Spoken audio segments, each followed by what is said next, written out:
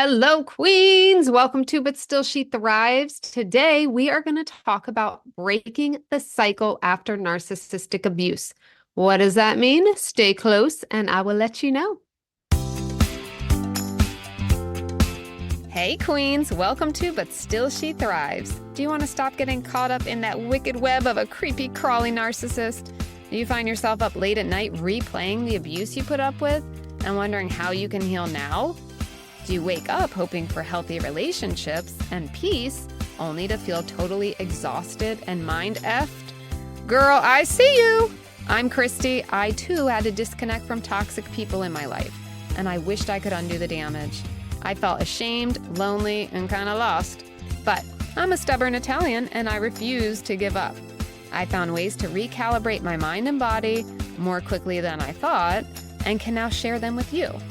In this podcast, you will find coping tools, healing methods, and confidence boosters so you can trust yourself and find peace and freedom. So shields up, ladies. Let's go protect our peace. All right. So breaking the cycle after narcissistic abuse. This is for the people who have even overcome, in many ways, narcissistic abuse. Maybe you're out of the relationship, but you still may have emotions. You may have negative thoughts. You may have things still attached to this abuse that you kind of want to just white knuckle and just like run through and keep running and going through life. You have a lot of great things going for you and you don't want this holding you back anymore, right?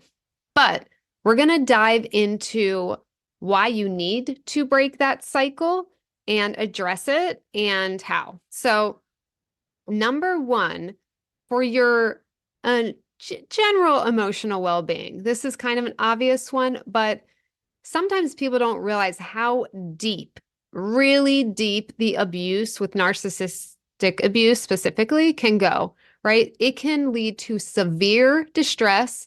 It can cause anxiety, depression, low self-esteem. And sometimes when we're in narcissistic abusive situations, we think, especially if it's from childhood, we just think, oh, I just always had anxiety. I've always had depression. I've always, been an overthinker, overanalyzer. That can be a result of abuse, right? A lot of the things associated with anxiety and depression can be caused by the trauma that narcissistic abuse causes, right? The low self-esteem, same thing.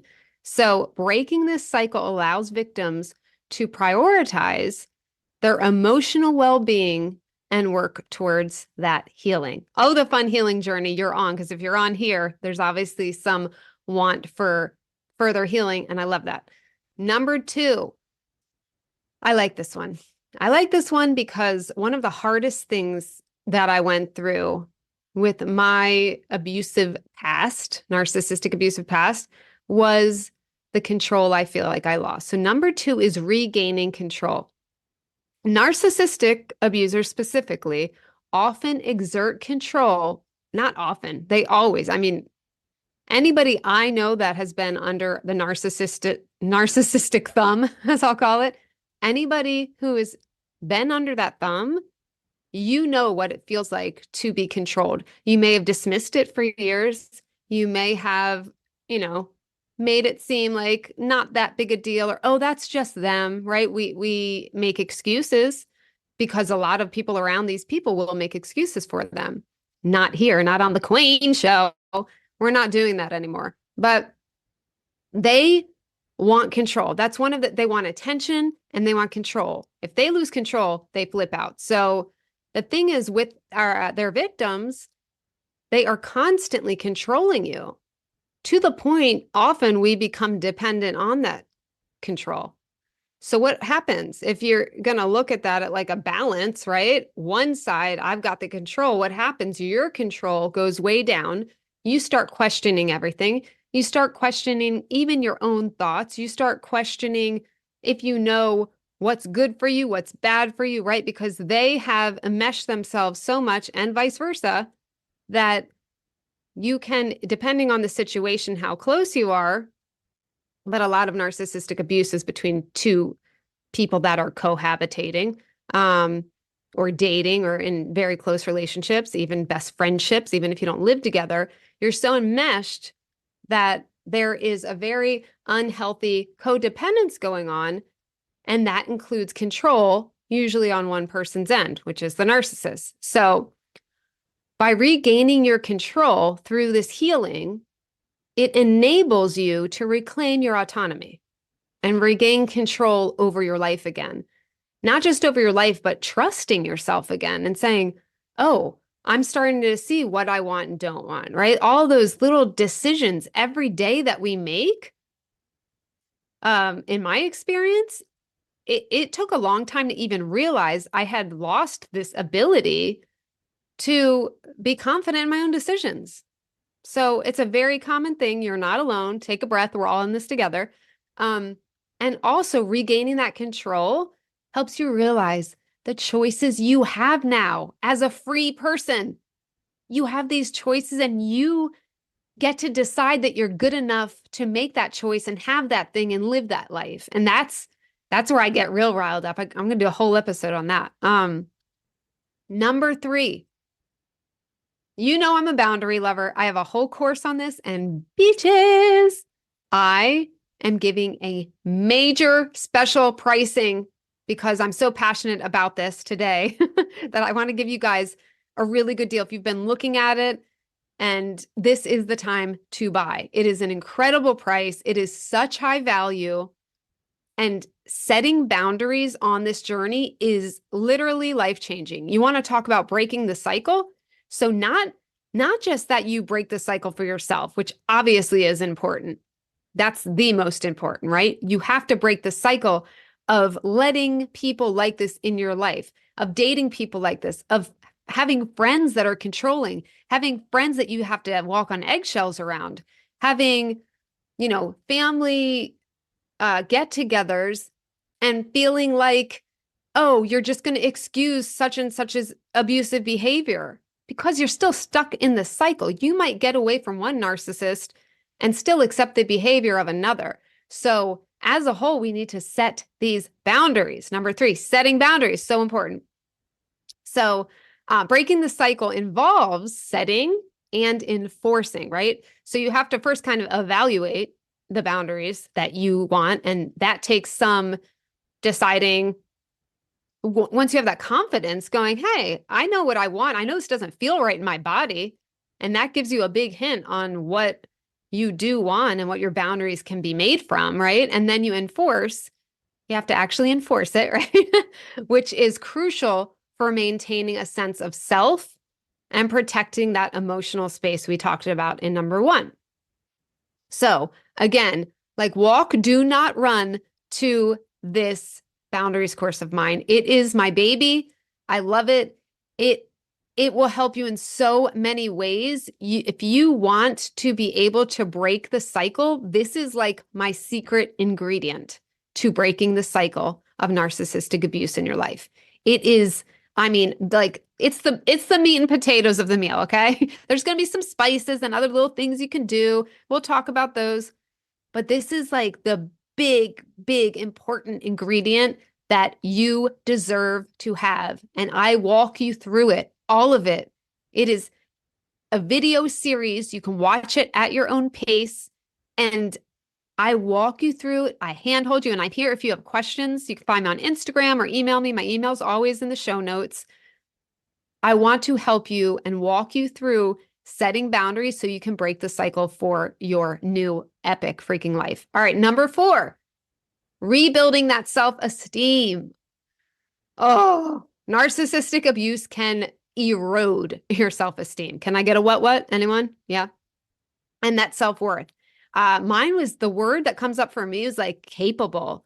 Like I was made to feel like I was not capable and I was not interesting or not,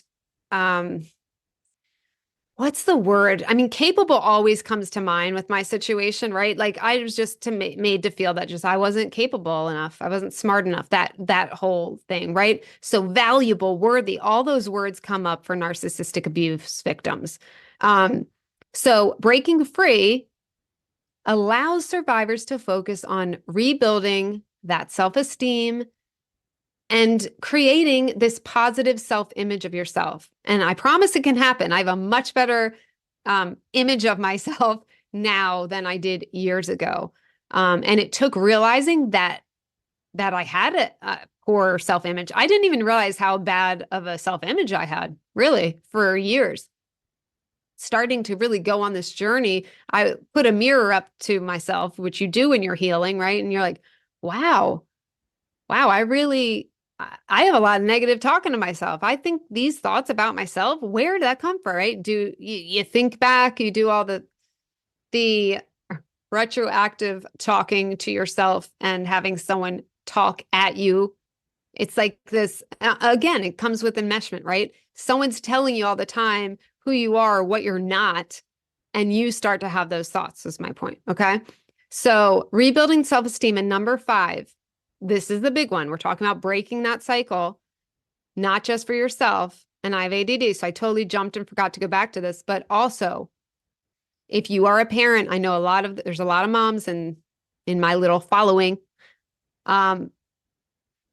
You want to break the cycle for your children as well, or for the people around you. It could be for your friends, being a better role model. When you're more positive and you have more light in general, right? You know, those people, they're more positive and uplifting. They make everyone around them feel better, right?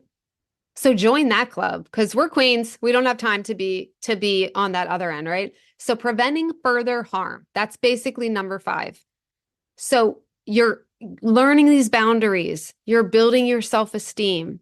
You've got your control and your desires back on your terms, right?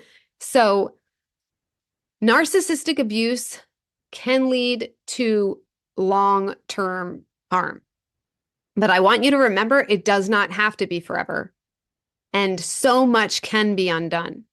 So breaking that cycle is a crucial step in preventing that further damage, right? So if you're out of this situationship or whatever right now that you were in, congratulations. I am so proud of you. There's all this healing, but we can do it. We can do it in sparkle by sparkles. That's what I always call it, right? Little by little, sparkle by sparkle. This doesn't have to feel so hard. It doesn't. We can do it at your own pace. Trust yourself. Start to get to know yourself and how it feels. And moving forward, you're going to be able to prevent further harm from being done, because we've had our hurt. We're done. Come on. That's my hands slapping it away. We don't want it anymore. We're done with it. I refuse to take the shit I took before. I refuse. So on that note, okay, let's wrap it up. So obviously, if you've got a lot going on, you need a therapist or a life coach. If you're going to do a life coach, please make sure it's someone who knows about narcissistic abuse, like myself. If you want to work with me, I'll put in the show notes too, how to work with me one-on-one, okay? But it's great to have support during this journey if you don't already, okay? I'm going to end with that, but I want to go into some affirmations here, because I'm feeling like we need it. Like we need to remind ourselves who we are, okay? Take a deep breath in your nose and exhale out your mouth. We're going to do 3. Inhale and exhale. Inhale and exhale. Getting grounded, okay? Now I want you to put your hands on your heart if you're in a space to do so. If you're driving, don't put your hands on your heart. That could lead to bad things. Keep them on the wheel. Just listen. If you are not, put your hands on your heart and repeat after me. I am better than I was treated. I will not tolerate poor treatment anymore, because I'm a queen. All right. I am so proud of you guys, even for listening to this podcast. And please, this boundaries course will change your life.